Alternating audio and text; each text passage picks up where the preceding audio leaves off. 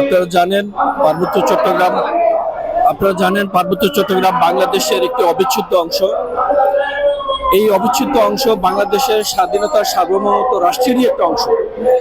কিন্তু দীর্ঘদিন ধরে পার্বত্য চট্টগ্রাম যেভাবে ষড়যন্ত্রের শিকার দেশীয় এবং আন্তর্জাতিকভাবে,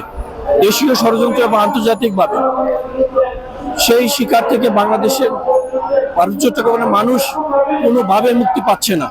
বিভিন্ন সরকারগুলো আসে এবং তাদের শুধুমাত্র ক্ষমতায় টিকে থাকার জন্য তারা অনেক ধরনের চুক্তিগুলো করেছে, শান্তি চুক্তি করেছে।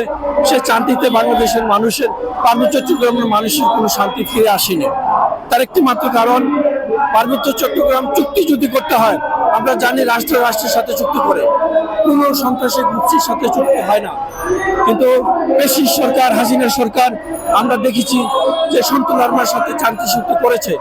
সেই শান্তি চুক্তিতে আমরা বলেছিলাম পার্বত্য চট্টগ্রামের নেতৃবৃন্দকে সাথে নিয়ে যদি চুক্তি করত, তাহলে হয়তো দেশে কিছুটা হলেও শান্তি ফিরে আসতো।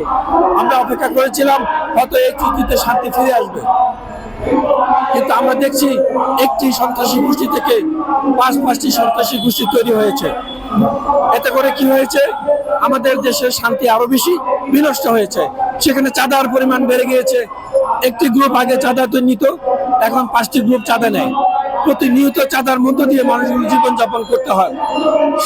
এর মধ্য থেকে সরকারিভাবে কোনো ব্যবস্থায় গ্রহণ করা হচ্ছে না। প্রিয় সাংবাদিক বন্ধুরা, একমাত্র মাধ্যম সাংবাদিক ভাইয়েরা যদি আমাদের পাশে দাঁড়ায়, দেশের মানুষ, পার্বত্য চট্টগ্রামের মানুষ তাদের মনের কথাগুলো দেশবাসীকে জানাতে পারবে।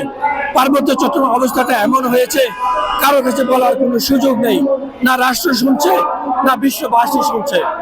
পার্বত্য চট্টগ্রাম নিয়ে আমরা অনেক দুঃখ কষ্ট করে বসবাস করছি।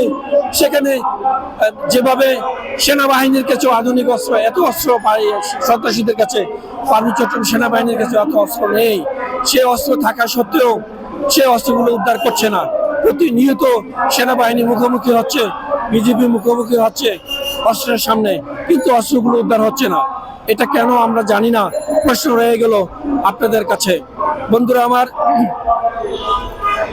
এই সরকার, আমরা আশা করেছিলাম যে হয়তো বৈষম্য দূর হবে, কিন্তু দেখেছি বাংলাদেশের অনেকাংশে বৈষম্য দূর হলেও পার্বত্য চট্টগ্রামের ভাগ্যে কোনো বৈষম্য রয়ে গেল। সেটি হলো, আমরা দেখেছি বাইতুল মুকাররমের খতিব চেঞ্জ হয়েছে, পরিবর্তন হয়েছে। বাংলাদেশ ব্যাংকের গভর্নর পরিবর্তন